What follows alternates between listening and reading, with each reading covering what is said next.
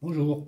Il y a quelques mois, j'avais présenté des platines de développement avec plein de boutons LED potentiomètres.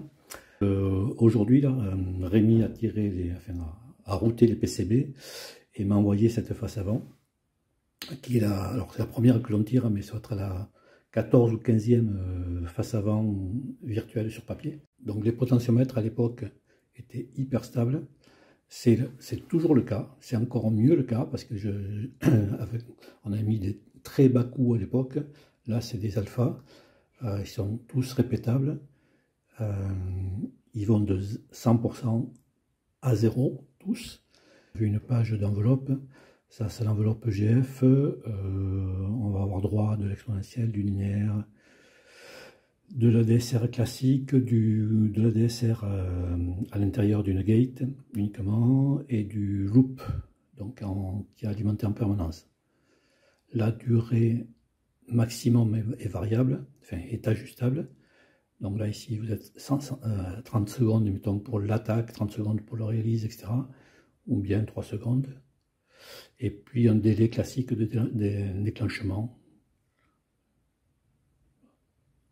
Qui est un peu grossier ou qu'on peut affiner ici avec du retrig et puis l'inversion de l'enveloppe. Alors l'enveloppe va entre, on va dire, 0 et 100%. L'inversion, c'est entre 100 et 0. C'est pas entre 0 et moins 100.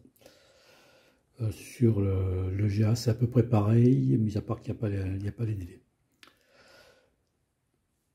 Donc ça va être génial. Au passage, on a vu un shift. On a vu, donc les enveloppes ont été modifiées. On a, en retour du Senfest l'année dernière, on a fait une fonction panel qui récupère toutes les valeurs du panneau pour les renvoyer. Ici, ça c'est la ligne du LFO1, la ligne du LFO2. Donc le LFO1, bon, déjà il a un réglage de la fréquence. Donc la fréquence elle est interne, elle peut être soit MIDI, soit celle-ci elle va être rapportée autrement. Un petit bug d'affichage. Hein. Il y a deux gammes de réglages. En gamme haute, on va taper dans l'audio, 500 Hz. Et en gamme basse, on va de 1 Hz à 600 BPM. Tout ça, ça peut changer. Il y a un délai intégré. Donc, on appuie sur une touche, le LFO part avec un délai ou pas, et un fader, donc l'amplitude va varier jusqu'à arriver à son maximum, ici dans 1 seconde 6. Différents modes gate. Donc là, il y a du gated avec le LFO, donc il ne fonctionnera qu'avec des touches clavier. Les phases aussi sont... Donc là, c'est le LFO1, le LFO2, c'est pareil, mis à part qu'il y a un peu plus de modes spécial. Celui-là, il n'est pas du tout fait. Ce sera l'esprit de la répartition spatiale qui n'est pas faite encore. Alors, LFO2, il y en a... je sais jamais, il y en a 10. Il y en a 10 LFO2. Et donc, ils auront des phases... ils auront la même fréquence, mais des phases différentes. Donc on peut les mettre en phase ou hors phase, ou voilà. Et sur ces lignes-là de LFO1, donc il me faut appuyer sur une assignation. Ici, le LFO, en appuyant sur cette assignation-là, il est assigné au PWM du VCO2, qui est ici, comme on le voit bien sur la face avant, n'est-ce pas? Donc cette assignation, elle est... Donc comme ça, il y a, sur le LFO, il y en a 1, 2, 3, 4, 5, 6 destinations, les LCM, les PWM, etc. Donc voilà, tout ça c'est très bien.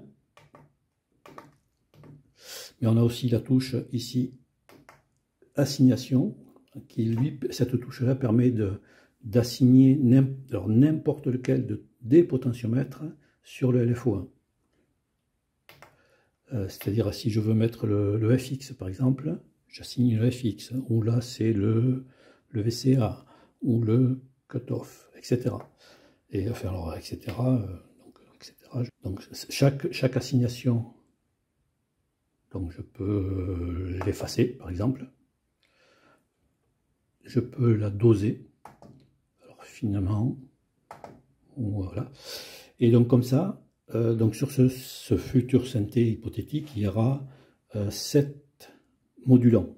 Donc il y a les 2 LFO, il y a la vélocité, l'aftertouch, l'enveloppe, j'en oublie, le mode wheel, et puis, ah oui, la pédale d'expression, qui n'est pas là, la pédale d'expression. Donc des patchs, il y en a à l'appel, des users, des presets users, il y en a aussi. Pour l'instant, tout ça c'est vide. Après, tous les menus classiques, global, tout n'est pas encore fait. Le shift, monopoly, on va voir voilà, du split. On va voir du split. Allez, à plus.